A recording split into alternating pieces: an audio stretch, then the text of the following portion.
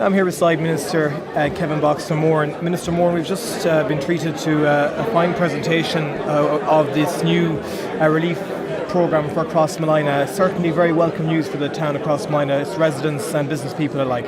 Well, I've been in Crossmolina quite a number of times, but today I've been in it, and today is a very special day. A special day for the people that have suffered greatly over the last number of years, particularly the flood events thing. And today's announcement saying that government has put their money where the mouth is. We now have the money. We've raised it from 10 million to 13.5. That's a considerable investment. But when you see the detail of the design of what's been proposed here is enormous. And people, while they're waiting for a while for this to come and this day to come, and it was announced a number of years ago, nothing has really happened over the last year. But that was wrong, because you can see firsthand now the detail of work that's gone on, coming up with a scheme, and a scheme that will work for the people across Ballycastle, and particularly for the town, for the business to grow, and for people to have confidence to invest money back into the town.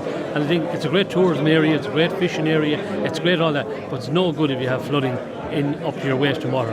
Those people now today see an end to that in terms of what we're proposing here today. I believe is a step in the right direction to protect those houses, not today but well into the future, and businesses. How frustrating is it for you as Minister when you give the go-ahead, for projects like this and they're blocked on environmental grounds? How frustrating is that?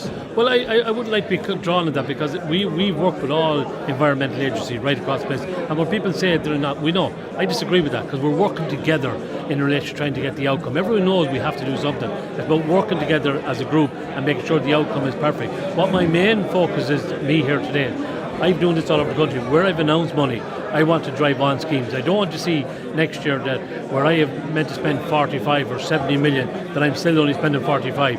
I have a budget for this year to spend 70 million. Part of that 70 million is deliver schemes like this and other schemes around the country. And what I want to do now is the local authority, the environmental agency, the all agencies from environment to local authority, and the open are working together to drive on this scheme, because it's no use having something on walls. We want to see bricks and mortar on the ground. We want the machines. And until we get the machines working on site, people won't have the confidence. And me being here today is to give people that confidence. I've been in it. I've been up to here. I've been to here in water. I've witnessed it all. I've took this job and I've driven from the front. And when people laughed at me back last November when I said it'll take €1 billion to sort out the flooding issues, I got me billion.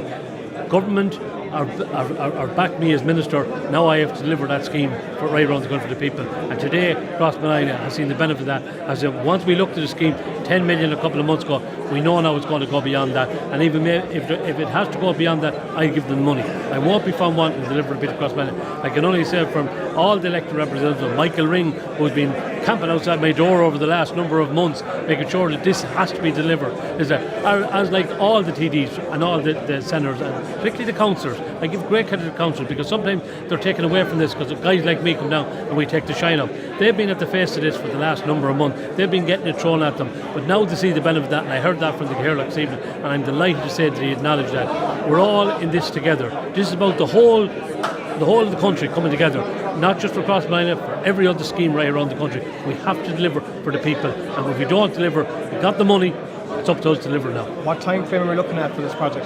Well, this project now, it's out on display for 4 weeks, and after that 4 weeks it goes back down, then there'll be a time frame put in place, but we are hoping to get on site in the middle of next year. And tell us about Carrahally in Westport. I know Minister Ring, that's something that he's working hard on as well. What do we know in relation to that? Well, if you look at not Carrahally, if you're here across Ballycastle, you look at the Ballina scheme and Carrahally, I'm working very close with Minister Ring. Minister Ring nearly had me by the throat over Carrahally, because he's very, very annoyed that it's taken so long. But he will acknowledge, since he's come to me, I have now moved it, and I'd say in the next couple of weeks we'll have very positive news for the people of Carrahally. And there's also another one, Coshlawn or something, another that I gave money to only recently, which my department has been found wanted in relation to Mayo in delivering the schemes, and I won't be found wanted for any other part of the country. What I want to do is drive home the message. The money is there, we want schemes. Finally, Minister, you're making your way to Ceide Fields Visitor Centre as well for a very special award they're later on today. It's a very, very special award, very, very special award for Ceide Fields in terms of all the good work Ceide Fields has done over the great number of years. But to really pick up this award is a step in the right direction in terms of, from the tourism point of view, in terms of what they've achieved to bring it to that level and to get that recognition. Great credit to OPW, great credit to the staff down there, and great credit to the people in Mayo for supporting it as well. But if you take my interest, people think I'm all about flooding. The first job I done when I got to OPW was allowed all children under the age of 12 into all OPWs free. this year, just after announcing, we're all people with disabilities and their care free into all OPW site.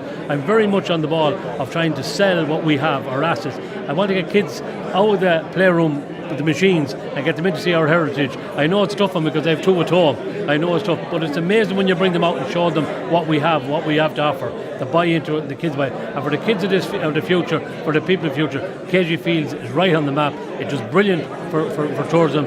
Sell it right around the world, and has proven that with the World One Street.